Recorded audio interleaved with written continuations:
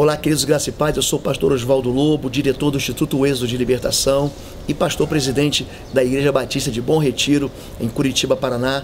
E eu quero trazer uma notícia para você. Os cursos que vocês sempre me pedem, eles agora estão numa plataforma online, você pode fazer na modalidade do ensino à distância. As informações estão na descrição do vídeo ou no site www.pastorlobo.com. E eu gostaria de dizer que os livros do Instituto Êxodo, pastor Oswaldo Lobo e outros conteúdos na área de libertação e batalha espiritual já podem ser adquiridos na nossa loja virtual no www.institutoexodos.com. Aproveite. E mais uma coisa, quero convidar para agora em 2019 você ir conosco a Israel. Vai ser um passeio maravilhoso na Terra Santa, cheio de conhecimento bíblico. A sua vida vai encontrar uma intimidade maior com o Senhor. Nós chegamos em Tel Aviv e depois visitamos Cesareia Marítima, Cesareia de Filipe, Jope, Jordão. Depois nós descemos até o Mar Morto, subimos de novo para Tiberíades, Mar da Galileia, toda a região ali de Jericó e finalizamos em Jerusalém. É uma viagem que vai te levar para bem pertinho de Deus e que vai trazer ao seu coração muita paz. Eu espero você lá. Fica com Deus. Dá um like nesse vídeo, aperta o sininho para você receber as nossas informações. Aproveite, fica na paz. Irmãos, eu gostaria de compartilhar com vocês hoje, nesse culto, um pouquinho sobre oração. A quarta-feira é uma quarta-feira de oração. Nós temos nos juntado aqui. O pastor Lobo tem nos ensinado, ministrado nas nossas vidas a respeito da oração. E a oração, ela é algo muito importante. Muito importante, muitas vezes, muito falado na Bíblia, em diversas passagens, mas muitas vezes, na grande maioria das vezes, negligenciado por nós. E a oração, eu quero assim fazer uma comparação como se fosse o alimento espiritual diário nosso. Nós somos corpo, alma e espírito. O nosso corpo nós alimentamos. Como é que nós alimentamos o nosso corpo? Com comida. Nós não alimentamos nosso corpo com comida. E o nosso espírito nós alimentamos com oração, com palavra, com a presença de Deus nas nossas vidas. E muitas vezes, quando a gente nós não vamos buscar, beber nessa fonte, buscar esse alimento, nós vamos nos enfraquecendo. Igualzinho acontece com a nossa vida física. Nós não vamos comendo, nós vamos ficando fracos, desnutridos, vamos ficando enfraquecidos, já não conseguimos fazer as mesmas coisas que a gente faz. Inclusive, já não conseguimos ter o quê? O raciocínio, nossa mente, nosso pensamento, por falta de alimentação adequada, também já não consegue mais ser desenvolvida de uma forma normal, adequada. Assim é exatamente no mundo espiritual. O mundo espiritual é igualzinho. A oração, ela nos liga com o Pai. Ela nos conecta com o Pai. E espiritualmente, nós temos o Espírito Santo de Deus. Nosso corpo é templo do Espírito Santo. E nós precisamos nos encher do Espírito Santo. Estar conectado com Deus. E a oração é uma dessa forma mais importante de nos conectarmos com o Pai. Temos outra que é a leitura da palavra. A Bíblia é a palavra de Deus. Se nós não lermos a palavra de Deus, nós não vamos saber o que Deus tem para as nossas vidas, não vamos saber o que Deus pensa sobre nós, quem nós somos para Deus, como Ele age nas nossas vidas, quais são as promessas, quais são os princípios, quais são os mandamentos, as ordens que nós não vamos saber. Nós não vamos ter uma direção, nós não vamos seguir o nosso Pai. Nós vamos andar como cegos, nós vamos viver só daquilo que nós ouvimos. Viemos aqui aos domingos, uma vez por semana, ouvimos o pastor pregar, e glória a Deus que a palavra de Deus é pregada, mas nós vamos embora para a nossa casa segunda-feira. E teremos 5 dias da semana, 6 com sábado. E do que nós vamos nos alimentar? Do que nós temos nos alimentado nesses próximos dias? O pastor não vai junto para a sua casa, a igreja, os louvores. Já pensou se a banda ficasse tocando todo dia lá na sua casa? Oh, que maravilha! Já pensou se o Talmidim fosse todo ministrar nas suas vidas, na vida dos filhos de vocês na hora de comer? Ia ser ótimo, você não é nem precisar se preocupar. Já pensou todo mundo lá dando papinha, senta como orar, mas não é assim. A gente vem aqui, recebe o alimento, recebemos a palavra, uma direção, e nós vamos para nossas casas. E ali o Senhor vai com a gente. O Senhor vai com a gente. Nós somos representantes do Senhor Jesus. E aonde quer que a gente vá, Ele vai com a gente. Você vai trabalhar, Jesus vai com você. Você vai para a escola, Jesus vai com você. Você vai para a faculdade, Jesus vai com você. Você vem para a igreja, Jesus já está aqui? Claro que está, porque nós já oramos, já temos consagrado esse espaço todo a Ele. Mas você traz Jesus com você. Você já tem que chegar aqui com o seu coração quebrantado, trabalhado, amolecido. Um coração, quantas vezes a palavra de Deus é pregada em uma igreja, mas o seu coração não é um solo fértil. Se o seu coração não for um solo fértil, preparado, adubado, não vai funcionar. Não vai, você não vai ver frutificar na sua vida. Para a oração, então, ela funciona dessa maneira. Eu costumo dizer que a oração da manhã, especificamente, ela é muito importante. Quando nós temos que orar, que horas? Não existe uma hora certa, tal hora é o horário de você orar. Não, você pode orar em todo o tempo, de diversas maneiras. Existe oração de gratidão, oração de cura, orações flechas. Já fez oração flecha? Quando de repente você precisa de uma coisa e Deus vai lá e faz. De repente falou assim, obrigado, foi o Senhor. Já orou? Já orou por vaga de carro? Eu já orei. Funciona. Senhor, em nome de Jesus, cadê a vaga aqui da serva do Senhor? Ah, é aqui.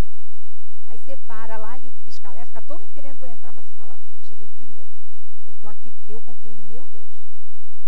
Então, orações, existem diversas formas de oração. Mas existem algumas características também da oração que nós precisamos entender. Primeiro, a oração ela é um movimento de guerra. Existem dois reinos espirituais, um reino de Deus, reino de luz, e um reino de trevas. E esses dois reinos espirituais, parece ao nosso ver que eles estão em confrontos, eles estão brigando. Alguma vez você já pensou assim, Deus brigando com o diabo? Já veio assim na sua cabeça essa imagenzinha? Que Deus está lutando com Satanás, aí às vezes parece que Satanás está ganhando, Deus está lá no chão, aí Deus vai se levantar, vai revidar, parece até MMA, sabe? Cai, levanta, mais um round. Não é nada disso. Ele nunca derrubou Deus. Nunca. Ele que sempre esteve na lona. Ele está derrotado. É isso que nós temos que crer. O problema é que muitas vezes, por falta de oração, por falta de palavra, por falta de conhecimento da verdade, parece que a ação maligna na nossa vida é muito maior do que a presença de Deus na nossa vida. Parece que um problema que você está vivendo, ele é enorme, porque você não tem Deus na sua vida. E eu não estou aqui menosprezando os problemas de ninguém. Quem tem um problema no casamento, claro, você não conhece o meu problema. Você não conhece a minha enfermidade. Há quantos anos eu luto com esse vício, com essa enfermidade, com esse problema, com esse casamento. Mas eu conheço o Deus que tem todas as coisas na palma de suas mãos. Tira os olhos do foco do seu problema e bota os olhos no foco em Deus, para você começar a ver o agir de Deus. Existem situações em que você não vê exatamente a transformação daquela situação, mas você vê a transformação em você. E aí você começa a enxergar por uma outra ótica. Puxa, eu tô doente, estou enfermo, estou precisando fazer uma hemodiálise, uma quimioterapia, mas eu vou lá naquele hospital em nome de Jesus. E eu creio que enquanto eu estiver lá fazendo esse exame, eu vou estar falando de Jesus para outras pessoas que conheçam o Senhor Jesus. Eu creio que eu estou passando essa situação financeira, mas eu não vou envergonhar o meu Deus, eu vou continuar crendo que Ele tem o controle de todas as coisas e Ele vai fazer do jeito dele. E eu vou cumprir com os compromissos de uma forma adequada, como um filho de Deus. Então a gente tira o olho do problema e coloca os olhos em Deus. A oração ela tem que gerar expectativa. Sabe, orar com expectativa? Expectativa de quê? De que a resposta vai chegar. Vai chegar uma resposta. Para de orar de qualquer jeito, achando que não vai dar. Senhor, tu sabes.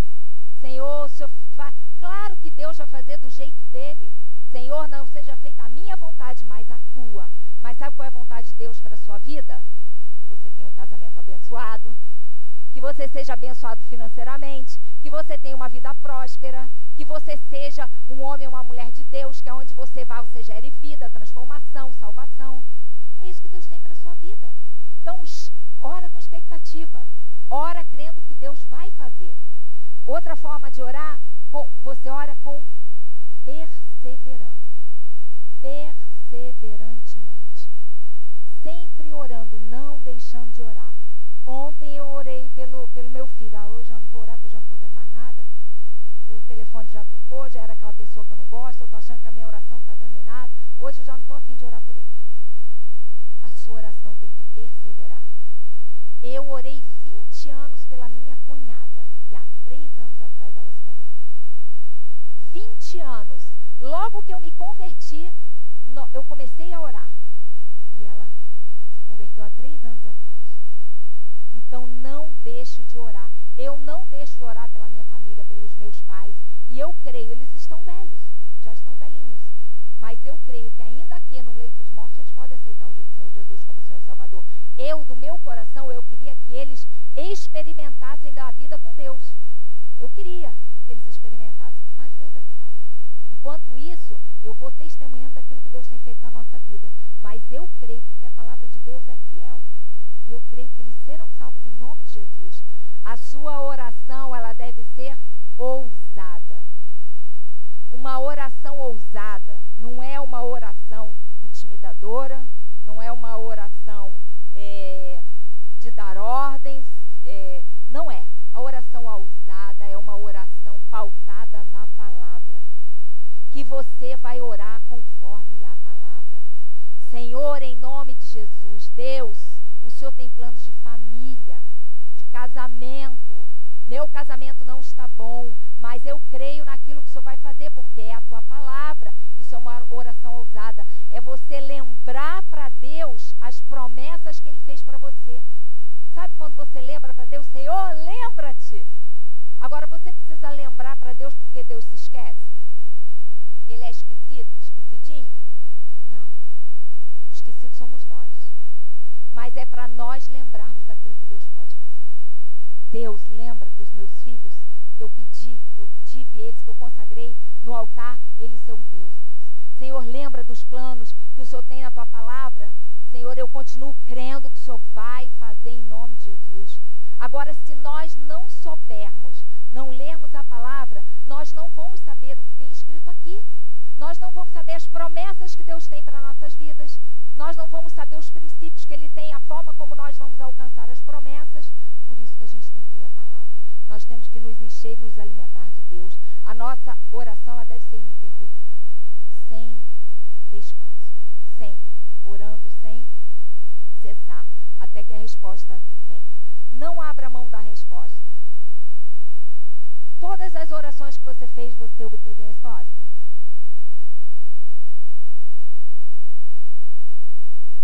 Sim, você obteve a resposta de todas elas. Você não obteve as respostas que você queria. Algumas ainda virão. Algumas ainda virão sobre a sua vida. Mas algumas já vieram. E você não... Então pensa assim, alguma coisa que você aí na tua cabeça pensou assim, mas isso aí não aconteceu. Mas fala assim, mas Deus fez de outra forma. Eu já nem realmente precisava, já não estava nem pensando nisso. Você entendeu como é que seus pensamentos eles têm que estar conectados com o Pai? Então não desista de uma resposta, mas peça que Deus traga clareza daquilo que Ele está fazendo. Então você deve orar, sim, colocar diante de Deus os seus desejos, da forma como você gostaria, claro. Deus diz, pede que eu te darei. Deus é Pai. Mas você diz também, Senhor, que seja feito conforme o Senhor quiser. Sabe por quê, Deus? Porque eu sou humano. E às vezes o que eu quero não é bom para mim mesma. E o Senhor sabe o que é melhor para mim. O Senhor sabe. Então, clame a Deus pela resposta. Caso você não esteja entendendo ou vendo, fala, Senhor, me mostra de que forma isso aqui o Senhor já operou. O Senhor já atuou. Pastor Lobo sempre fala aqui que nós temos as nossas listas de oração. E a gente começou há muitos anos atrás. E aí eu vejo, aí eu lembro de coisa, eu falei, nossa, como lá 10 anos atrás a gente pediu isso. E aí eu olho e falo, nossa, isso não aconteceu. Mas já aconteceram outras coisas, muito maiores, muito melhores. E aquilo lá pra gente, naquele ano, 10 anos atrás, parecia que era tudo. Senhor, se o Senhor não me der esse negócio, eu desvio. Já está desviada. Porque está botando o olho um desejo, às vezes, de carne. Um desejo nosso. Mas eu vi tantas coisas que Deus fez. Tantas coisas que Deus operou. Coisas diferentes, maiores, que eu nem sonhava. Às vezes nós deixamos também de fazer orações a Deus porque nós...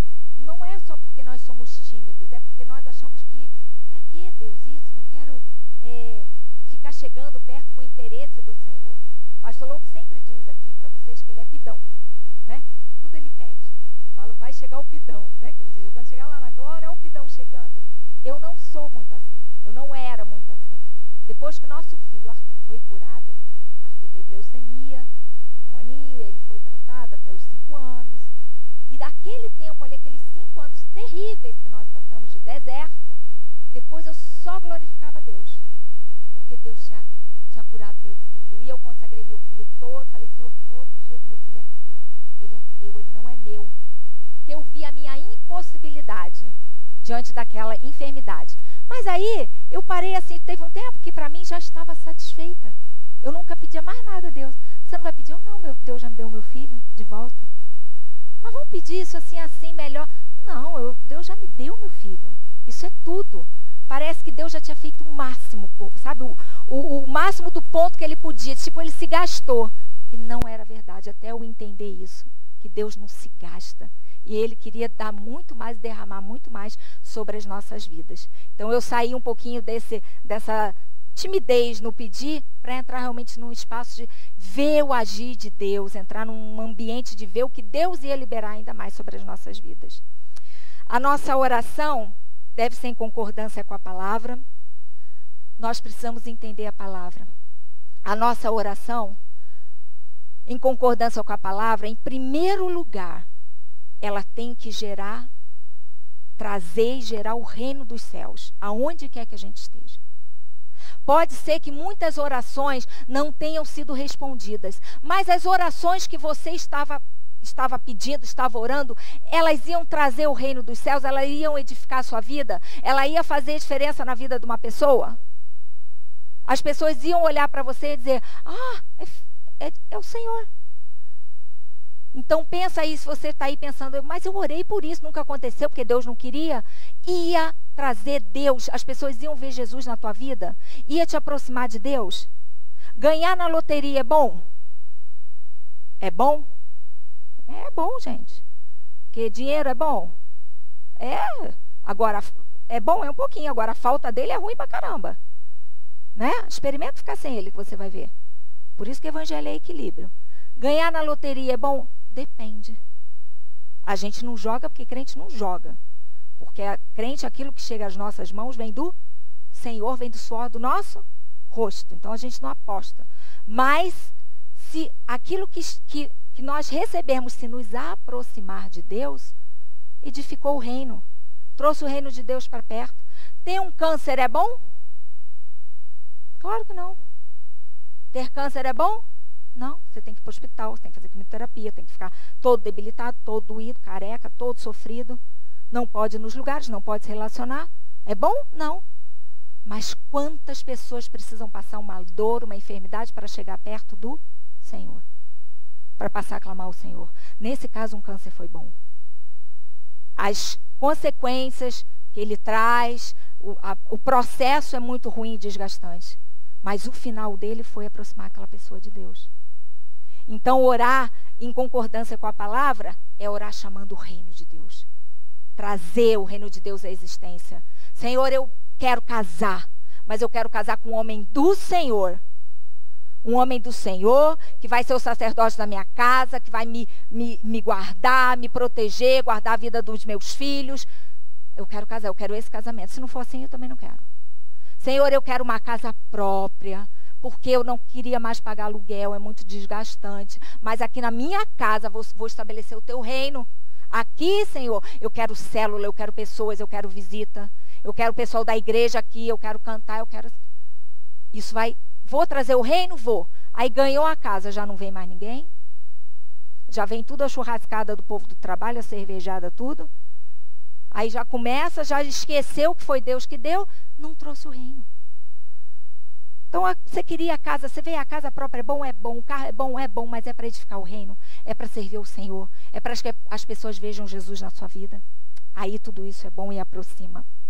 Quantas vezes as nossas vidas, as nossas famílias não têm sido edificadas porque nós não conseguimos transmitir para os nossos filhos o princípio da oração.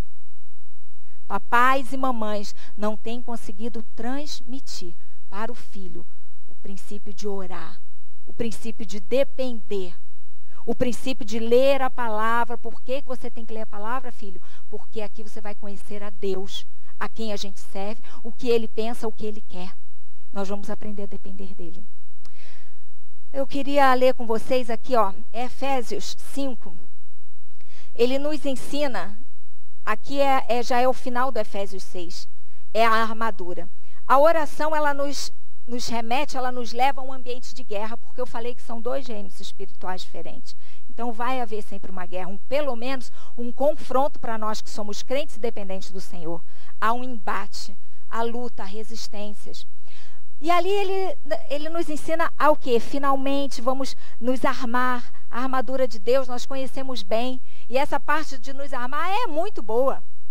Muito boa, colocar a armadura de Deus. Mas antes, previamente, vem muitas coisas, muitas orientações, muitas dicas para você colocar a armadura. Depois nós vamos ler a armadura, voltar lá, tá? Primeira coisa antes de você... Primeiro elemento principal, antes de você vestir a sua armadura, é Deus. Você precisa reconhecer quem é Deus na sua vida. Você vai para uma guerra, vai para uma luta, começa a orar, começa a buscar. Mas você precisa saber que em primeiro lugar está Deus. Quem é Deus para você? Ele é o soberano, Ele é o Criador, Ele tem todo o poder. Todas as coisas estão nas mãos dele. Tudo ele é que vai conceder. Deus em absoluto em primeiro lugar, sobre controle do Espírito Santo. Isso tudo está lá em Efésios. É um livro tremendo. Hoje eu consegui ler, porque também são 6, não é tão longo. Como é tremendo. Como nos ensina a guerra, nos ensina a lutar e nos ensina a vencer. E não vos embriagueis com vinho em que há contenda, mas enchei-vos do Espírito, falando entre vós em salmos, hinos, em cânticos espirituais, cantando e salmodiando ao Senhor o vosso coração. Em primeiro lugar vem Deus na nossa vida. Como é que nós vamos colocar Deus na nossa vida? Orando, lendo a palavra, jejuando, meditando na palavra, entendendo a palavra. Não é ler por ler a palavra. A gente lê por ler, a gente nem entende o que está lendo. Quando você vê, você não sabe nem o que leu. Você não sabe nem o que diz sobre dízimo, não sabe o que diz sobre casamento, sobre autoridade espiritual, porque você leu o que leu. Então, medite na palavra. Entenda sobre o que Deus está querendo dizer para você. Coloque Deus. Quantas vezes nós estamos querendo ir para uma guerra, dizer que estamos vestindo a armadura, mas Deus não está no comando. Deus não é o cabeça. Não é ele que está à frente dessa guerra. Guerra, para ganhar guerra, tem que ter um cabeça, tem que ter um general. Ele dá a linha, ele vai adiante dando a condução. Então você precisa aprender a lutar suas guerras com o Senhor no comando. Segunda coisa, segundo fator importante. Pode passar? Eu acho que eu tenho um negócio aqui para passar. Segundo lugar, meu casamento.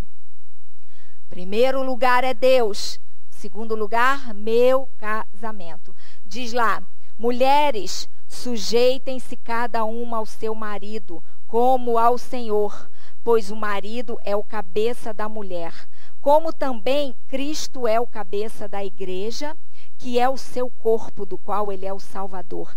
Assim como a igreja está sujeita a Cristo, também as mulheres estejam em tudo sujeitas aos seus maridos. Maridos, ame cada um a sua mulher, assim como Cristo amou a igreja e entregou-se por ela. Amém? Isso, o nome disso é casamento. Casamento. O marido é o cabeça. Ele é o sacerdote. Maridos, amem. Amem. O negócio aí às vezes está invertido. As mulheres acham que elas têm que amar. Tem que amar também, gente, tem que amar. Maridos, amem. Marido que ama, ele cuida, ele zela, ele protege, ele supre. O marido, o sacerdote, o cabeça, ele é como se fosse esse telhado aqui, ó, desse templo. O telhado. E a mulher representam as colunas. Toda vez que um casamento, de alguma forma, ele está ruindo, caindo, é porque também a coluna não está no lugar onde ela deveria. A mulher não está no lugar, na posição que ela deveria. Então, maridos e mulheres, os casados aqui, vocês têm que entrar no seu papel, na sua função. Vocês têm que entrar em acordo, têm que conversar, não pode deixar de ter diálogo. A mulher, a gente escuta muito, hoje em dia, como nós vemos os papéis invertidos, mulheres sendo cabeça. Eu vou falar uma coisa para vocês, maridos. Olha, uma hora eu falo para o marido, para a esposa, né? Que benção. Não é bom, é uma carga pesada. Parece até que é bom. Tem mulheres que elas se acham fortes. Eu gosto, eu vou, é forte. Não é bom, isso vai ruir qualquer momento. Porque a palavra de Deus, ela é a verdade. Você crê que ela é a verdade? Passarão os céus e a terra, ela não vai passar. Se Deus diz que é assim, é assim. Isso não tem a ver com personalidade. Olha a personalidade dele, é porque ele é quietinho e ela é agitada. Não tem nada a ver. Meu pai sempre foi um homem completamente diferente da minha mãe. Meu pai sempre foi um homem calado. Meu pai nunca levantou a voz, nunca bateu na gente. Mas se meu pai olhasse, acabou. E já minha mãe era diferente, falante. Mas até ela, quando olhava para meu pai, ela, eu sou pai, não sei o quê, todo mundo. Entende? Então não tem a ver com personalidade. É claro que isso nos dias de hoje que nós vivemos está absolutamente desgastado. Porque o homem é assim, aí tem estudos de temperamentos, um é assim, o outro é assado, e um é mais assim, é um fleumático, colérico, sanguíneo. Mas se a gente souber o que a palavra de Deus diz, isso não importa. Os temperamentos estão todos sujeitos a Deus. Pode ser sanguíneo, submisso. Pode ser colérico, submisso. Pode ser fleumático, com opinião. Uma mulher com uma opinião certa no tempo certo é uma maravilha. Isso é adequado. Os maridos precisam disso, os homens precisam disso para manter o telhado lá firme no lugar dele. E a mulher precisa estar na posição que ela tem que estar. Então, o casamento, quantas pessoas estão indo para uma luta, uma batalha, e o casamento não está bom. Está totalmente destruído. Não, eu estou no Senhor, o Senhor é comigo. Claro que o Senhor é contigo. Mas vamos lá e vamos à frente, vamos à guerra, estamos aí na batalha. Vai cuidar primeiro do seu casamento. Aquele negócio de eu cuido das coisas de Deus e Deus cuida das minhas. Não é isso que ele diz. Deus não está falando isso. Você acha que Deus ia dar alguma coisa para mim, para você, e depois ele ia dizer que ele ia estar tomando conta? Ele deu, ele tomou, ele deu, ele tomou. Ele é assim de dá e tira, dá e tira? Não, isso é a gente que faz. Não, ele deu, cuida do teu casamento. Cuida do teu filho, e ele vai cobrar para todos nós os nossos filhos, não vai? Então, nós temos que saber viver, entender como é que está o nosso casamento antes de ir para uma guerra. Tem muitos casamentos que estão destruídos, e sendo destruídos, sim, por uma ação maligna, porque estão descobertos, porque estão com uma rachadura, um buraco, e é por ali que as coisas vêm. Então, cuidem do seu casamento. O próximo, meus filhos e minha família. Filhos, obedeçam a seus pais no Senhor, pois isso é justo. Honra teu pai e a tua mãe. Este é o primeiro mandamento com promessa, para que tudo corra bem e tenhas longa vida sobre a terra. Pais, não irriteis seus filhos.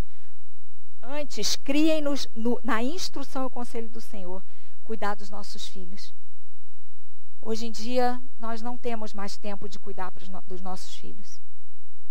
A nossa vida está muito cheia, está muito atribulada, é muita coisa, tem que trabalhar, tem que ter 2 empregos para suprir todas as necessidades da família financeira. Você quer o que é de melhor para o seu filho, você quer que ele faça um curso, quer que ele tenha uma instrução a mais, e você trabalha, e você não dá conta de ver o que está acontecendo com o seu filho.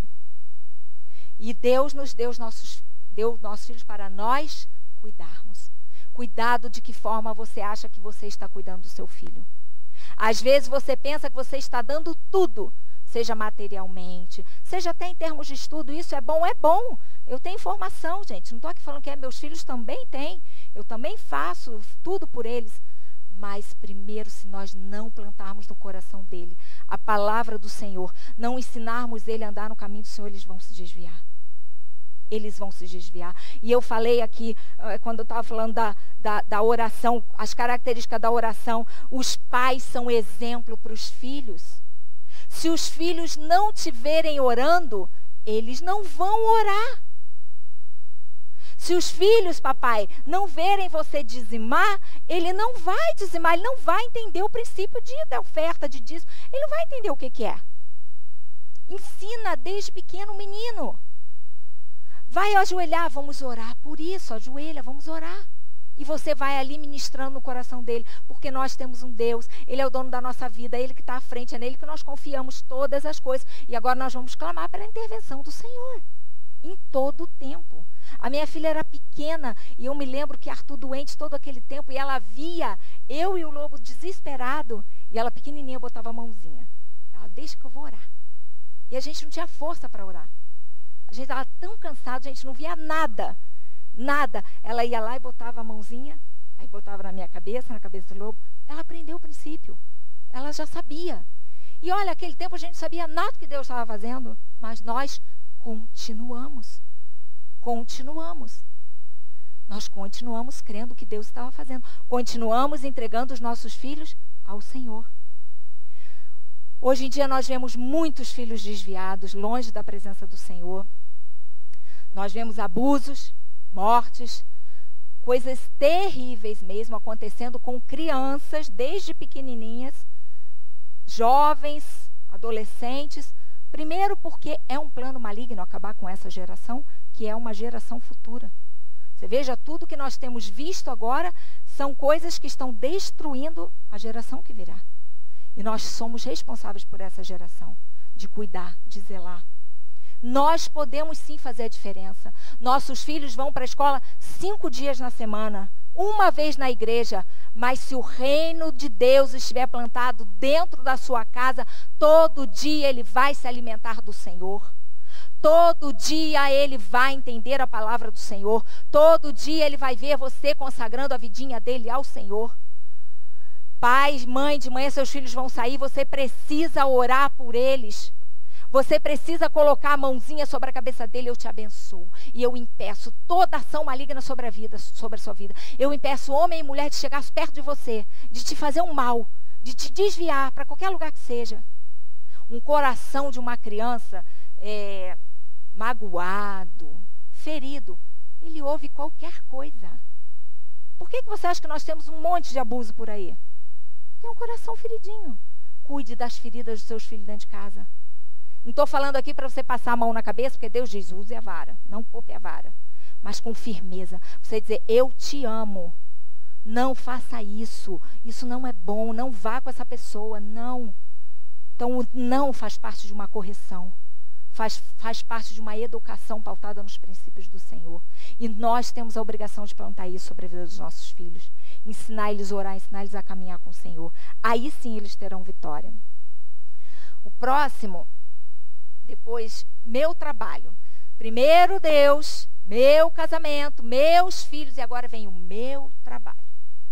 O meu trabalho, o seu trabalho, independentemente dele ser um trabalho cristão. Olha, gente, trabalhar na igreja é ótimo, só gente crente. Tudo de bom. Trabalhar num lugar que só tem crente, uma repartição de crente, tudo de bom. Maravilhoso, nem sempre. Mas vocês vão para o seu trabalho de vocês. Que tem ímpios, justos e injustos. Mas você leva o reino de Deus para o seu trabalho. Você, lá no seu trabalho, você é um representante de Deus. Você é filho de Deus. Deus te vê, Deus te conhece. Lá você tem que ser idôneo, íntegro, cumpridor das suas tarefas, cumpridor do seu horário. Gente que anda atrasado, o nome disso é pecado. O atraso é pecado. É você sempre dizer que aquilo que está fazendo não é tão importante. Você só vive atrasado, só vive em cima da hora, atrasa o tempo todo. Os atrasados já são rotulados, já viu? Sempre atrasado, sempre bagunçado. Sempre não entrega as coisas. Isso tudo você está sendo visto. Você, crente, você tem que ser o melhor. O melhor. Não para que você tenha um aumento de salário. Não para que você seja visto. Olha lá, que maravilha. Não, porque você é filha de Deus. Um filho de Deus. Você representa Ele. Deus é perfeito. Você consegue Deus chegando, imaginar Deus chegando no trabalho tudo esbaforido, atrasado? Ai, cheguei atrasado por causa do trânsito. Né? Ai, eu cheguei atrasado porque fui tomar banho, porque acordei, porque não despertei, porque ontem. Você quer saber de ontem? Seu chefe não quer saber disso. Ele quer saber que você chegue e renda. Agora, infelizmente, o povo de Deus deixa muito a desejar. Muitas empresas, lugares que eu conheço, vocês conhecem aí um monte, eles dizem, crente eu não quero, não, crente não contrato. Não quero trabalhar com crente. Ímpio é muito melhor. Isso é maligno. Por quê? É um lugar que você deixa de, como filho de Deus, está indo lá trabalhar. Que é o lugar que Deus quer que você esteja. Na universidade, mesma coisa. Quantos ímpios estão aí na universidade? Usuários de droga, e eles estão lá, são inteligentíssimos, estudam. E o povo de Deus já não está mais muito aí, já não está estudando. Tudo na vida nossa é equilíbrio. Tem que ler a Bíblia, tem que ler a palavra, mas tem que trabalhar. Tem que ser exemplo. Tem que ser exemplo onde você quer. Você que é o empregador, pague seus empregados em dia.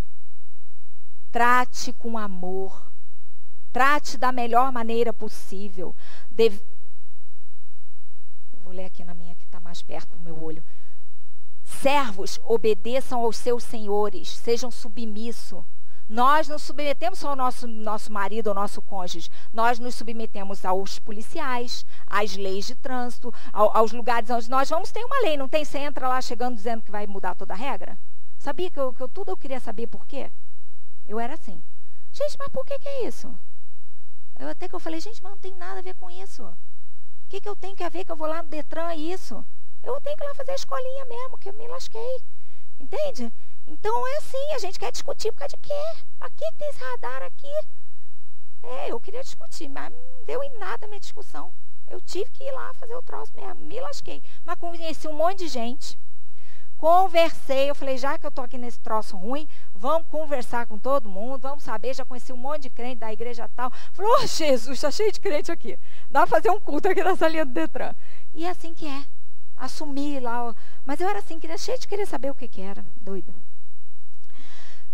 Obedeçam a seus senhores terrenos, com respeito, com temor, com sinceridade de coração com Cristo. Obedeçam-lhe não apenas para agradá-los quando eles observam, mas como escravos de Cristo, fazendo de coração de vontade de Deus. Sirvam aos seus senhores de boa vontade, como servindo ao seu Senhor e não aos homens, porque vocês sabem que o Senhor recompensará cada um de vocês.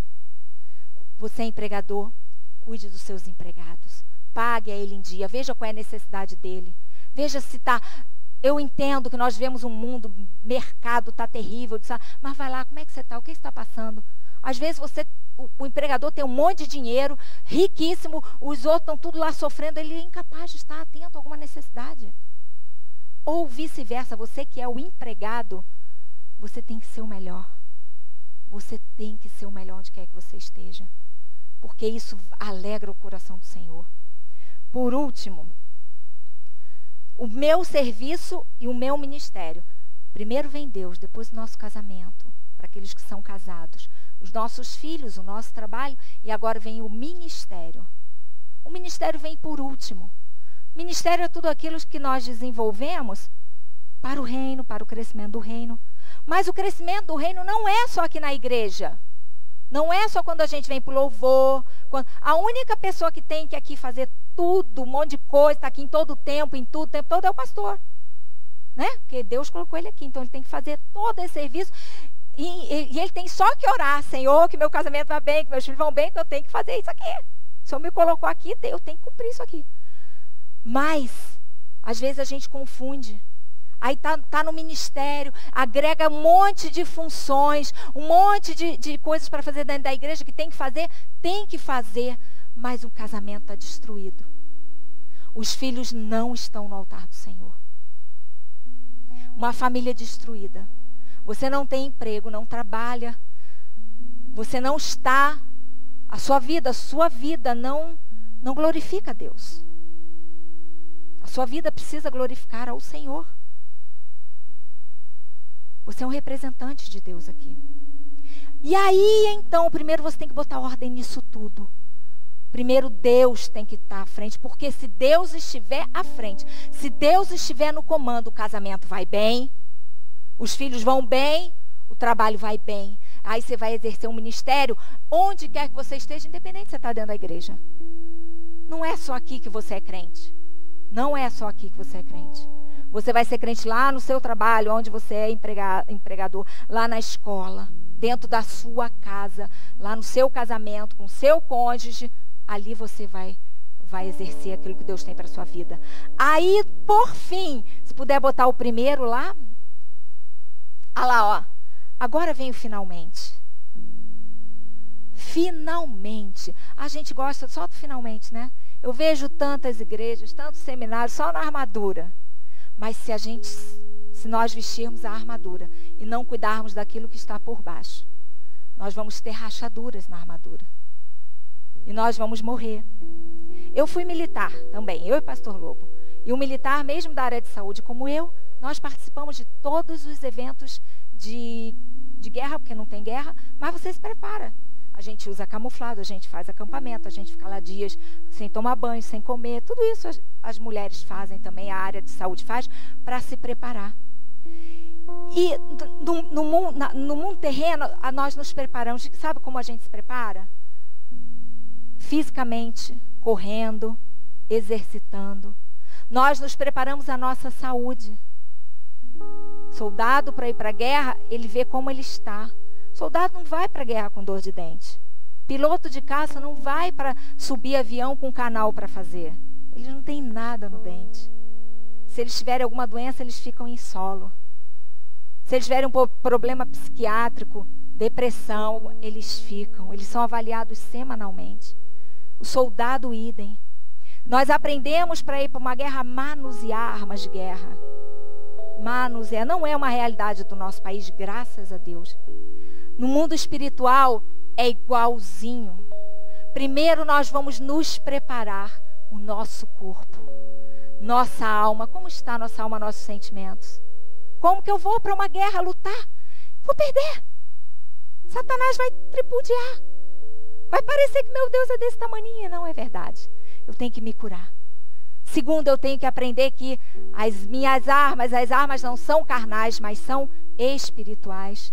Armas espirituais é oração, jejum, palavra, princípios, viver em santidade, em obediência, isso me dá vitória. Andar, botar a vestimenta adequada. Aí você põe, finalmente você coloca a armadura. Que hoje não vamos falar de armadura, que é para outro dia. É o capacete da salvação, é a couraça, é o cinturão da verdade, é a bota do evangelho da paz. Não podemos vestir uma roupa achando que estamos protegidos, se nós não cuidarmos antes dessas coisas. Vamos nos colocar em pé. Eu quero que você feche seus olhos.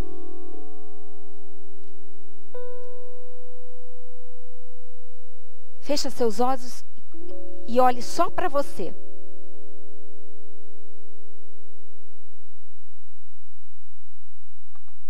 Deus tem falado com você? Você tem ouvido a voz de Deus? Faz tempo que você não ouve a voz de Deus? Amados, a voz de Deus é assim. A voz de Deus, às vezes ela é como o som de muitas águas. Às vezes é uma paz que excede todo entendimento. É assim que Ele fala com você. Traz uma paz. Você olha e vê que está tudo ajustado. Você olha e vê que ainda que tenha algo que não está do jeito que Deus quer que esteja, Deus está no lugar onde Ele está e Ele está no controle. É assim que Deus fala com a gente. Sabe como Deus fala também com a gente? Na palavra.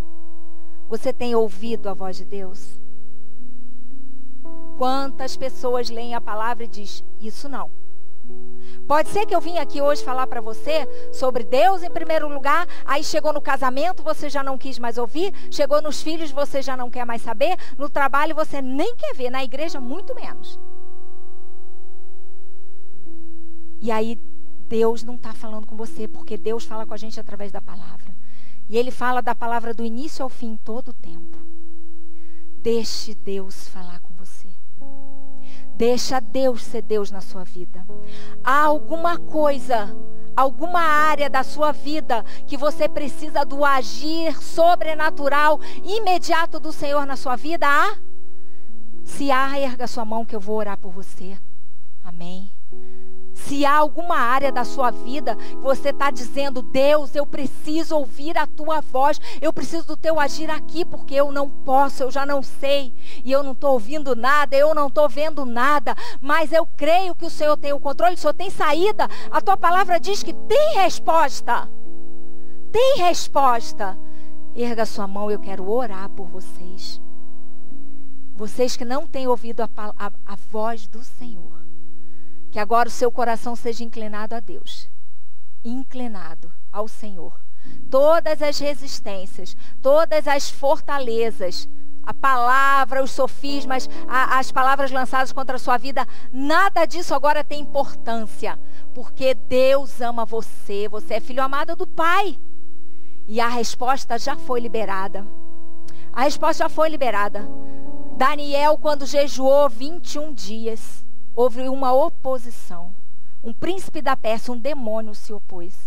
Mas um dia veio um anjo do Senhor e falou para ele, desde o primeiro dia, o Senhor já tinha ouvido. Amados, desde o primeiro dia Deus já ouviu. Lembra quando eu orei pela minha cunhada? 20 anos depois ela se converteu? Quando eu orei lá atrás, Deus já tinha ouvido. O tempo de Deus é diferente do nosso.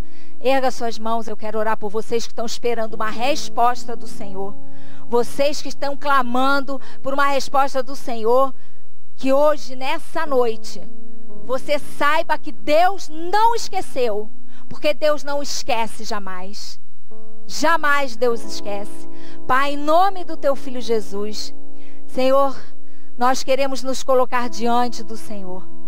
Somos gratos pela tua palavra, pelo teu mover, pelo teu agir aqui no meio de nós. Senhor, ensina-nos a depender do Senhor em todo o tempo, sempre, sempre, sempre. Jamais o Senhor perdeu o controle.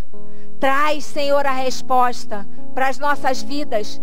Traz a resposta para aqueles que precisam de uma resposta já, urgente, Senhor. Fala com eles de uma forma que eles não vão poder se enganar, que é o Senhor quem está no controle, Deus. Senhor, na autoridade do nome de Jesus, Deus, eu profetizo casamentos restaurados aqui. Maridos se quebrantando e amando suas esposas, mulheres se submetendo a seus maridos, identidades restauradas dentro do lugar, posições restauradas. Em nome de Jesus, Senhor, o Senhor pode fazer gerar amor onde não tem desejo, o Senhor pode fazer isso, Deus. Em nome de Jesus, restaura casamentos, para que todos vejam, Deus, que nós representamos o Senhor. E que a família, o casamento não é uma instituição falida. Em nome de Jesus, Senhor, colocamos os nossos filhos na tua dependência, Deus. Os nossos filhos são teus. Consagramos ao Senhor, Deus.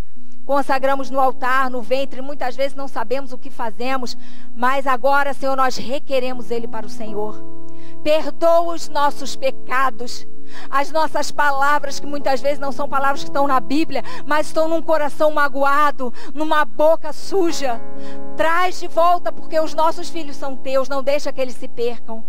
Senhor, em nome de Jesus, restaura dons ministeriais aqui. restaura dons, levanta homens e mulheres aqui com sacerdote, com sacerdócio, na tua casa, na tua igreja, para te servir, para cumprir os propósitos que eu tenho para a tua igreja aqui nessa terra, não só aqui na IBBR, mas aonde quer que eles estejam indo, nos seus trabalhos, que eles sejam vistos como homens e mulheres do Senhor, que fazem a diferença, Deus. Senhor, em nome de Jesus, nós somos gratos a Ti, porque o Senhor é maravilhoso. O Senhor é maravilhoso, o Senhor é bom. E as suas misericórdias já se renovaram no dia de hoje. Agora, Deus, leva cada um deles em paz, em segurança, Pai, para suas casas. Que o amor de Deus, a paz do Senhor Jesus e a consolação do Espírito Santo seja com todos eles, com a sua casa, todos os dias, em nome de Jesus.